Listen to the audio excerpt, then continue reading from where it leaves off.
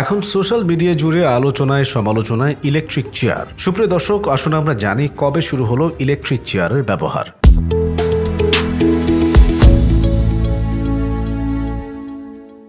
Electric chair এক ভয়াবহ মৃত্যুদণ্ড অথবা শাস্তি দেওয়ার চেয়ার। দর্শক বন্ধুরা, আপনারা হয়তো ভাবছেন ইলেকট্রিক চেয়ার কিসের তৈরি, মেটাল নাকি কাঠের তৈরি? আসুন তাহলে জানা যাক ইলেকট্রিক চেয়ার কবে থেকে শুরু হলো, কেন ব্যবহার করা হয় এবং এর পেছনের চাঞ্চল্যকর ইতিহাস কি। 1800 শতকে বৈদ্যুতিক শক্তির দুনিয়ায় আধিপত্য বিস্তারের জন্য দুই বিদ্যুৎবিদের মধ্যে প্রতিযোগিতা চলছিল, থমাস এডিসন এবং জর্জ ওয়েস্টিংহাউস। এডিসন সরাসরি বৈদ্যুতিক শাস্তির পক্ষে ছিলেন না, তবে তিনি প্রমাণ করতে চেয়েছিলেন যে ওয়েস্টিংহাউসের অল্টারনেটিং কারেন্ট বা এসি কতটা বিপজ্জনক। 1888 সাল নিউ ইয়র্কে এক নতুন ধরনের মৃত্যুদণ্ডের প্রস্তাব আনা হয়। ফাঁসির দড়ির পরিবর্তে বিদ্যুতের শক দিয়ে মৃত্যুদণ্ড কার্যকর করার চিন্তা করা হয়। কিন্তু কেন? ফাঁসির সময় অনেক ক্ষেত্রে মৃত্যুদণ্ড দীর্ঘ সময় ধরে চলত। তীব্র কষ্ট, নৃশংস দৃশ্য এসব এড়াতেই ইলেকট্রিক চেয়ারের ভাবনা। ডাক্তার আলফ্রেড সাউথউইক ছিলেন এই পদ্ধতির অন্যতম প্রবক্তা। তিনি দাবি করেন এটি হবে দ্রুত এবং কম যন্ত্রণাদায়ক। 1890 সালের 6 আগস্ট আমেরিকার নিউ ইয়র্কের অবার্ন কারাগার। উইলিয়াম কেমলার নামে এক খুনি ইতিহাসের প্রথম ব্যক্তি যার মৃত্যুদণ্ড কার্যকর করা হয় ইলেকট্রিক চেয়ারে। কিন্তু ঘটনা এতটা সহজ ছিল না। প্রথম শকে সে মারা যায়নি। শরীর জ্বলে গেলেও হার্ট তখনও চালু ছিল।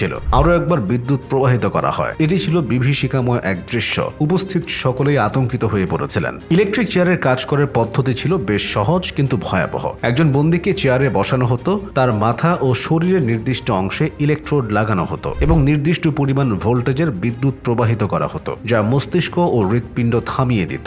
প্রথম ইলেকট্রিক চেয়ারের ব্যবহার সফল ছিল কিনা তা নিয়ে বিতর্ক শুরু হয়, কিন্তু তবুও এটি দ্রুত জনপ্রিয় হয়ে ওঠে। আমেরিকার বেশ কয়েকটি রাজ্যে এটি আইনসম্মতভাবে গৃহীত হয়। পরবর্তী কয়েক দশকে হাজার হাজার অপরাধীর মৃত্যুদণ্ড কার্যকর করা হয় ইলেকট্রিক চেয়ারে। এটি ধীরে ধীরে পরিচিত হয়ে ওঠে নিষ্ঠুর এবং অত্যাচারমূলক শাস্তি হিসেবে। বিশেষ করে 1920 থেকে 1980 সালের মধ্যে এটি ব্যাপকভাবে ব্যবহৃত হয়। তবে সময়ের সাথে সাথে মানুষের চিন্তাধারা বদলাতে শুরু করে। মানবাধিকার কর্মীরা বলতে থাকেন এটি বর্বর এবং অমানবিক। ধীরে ধীরে অনেক দেশ ও রাজ্য এটিকে নিষিদ্ধ করতে শুরু করে। শুরুতে এটিকে মানবিক পদ্ধতি হিসেবে ধরা হলেও ধীরে ধীরে এর বিরুদ্ধে নানা বিতর্ক দেখা দেয়। অনেকে বলতেন এটি অপ্রয়োজনীয় যন্ত্রণা সৃষ্টি করে। 1970 ও 1980-র দশকে ইউরোপ ও অন্যান্য দেশগুলোতে এটি নিষিদ্ধ হতে শুরু করে। বর্তমানে অধিকাংশ দেশেই ইলেকট্রিক চেয়ার নিষিদ্ধ, তবে কিছু রাজ্যে এখনো এটি একটি বিকল্প শাস্তি হিসেবে রয়ে গেছে। বর্তমানে বেশিরভাগ দেশ মৃত্যুদণ্ডের বিকল্প হিসেবে ইনজেকশনের মাধ্যমে মৃত্যুদণ্ড কার্যকর করে। তবে আমেরিকার কিছু রাজ্যে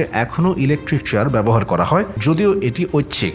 ইলেকট্রিক চেয়ার এক নৃশংস ইতিহাসের সাক্ষী। আধুনিক বিশ্বে আমরা কি আরো মানবিক শাস্তির পথ বেছে নেব, নাকি এমন নিষ্ঠুর পদ্ধতি আবার ফিরে আসবে? আপনার মতামত কমেন্টে জানান। এই ভিডিওটি যদি ভালো লেগে থাকে তাহলে লাইক, শেয়ার এবং সাবস্ক্রাইব করুন। আরো এমন ইতিহাস জানতে আমাদের সাথেই থাকুন।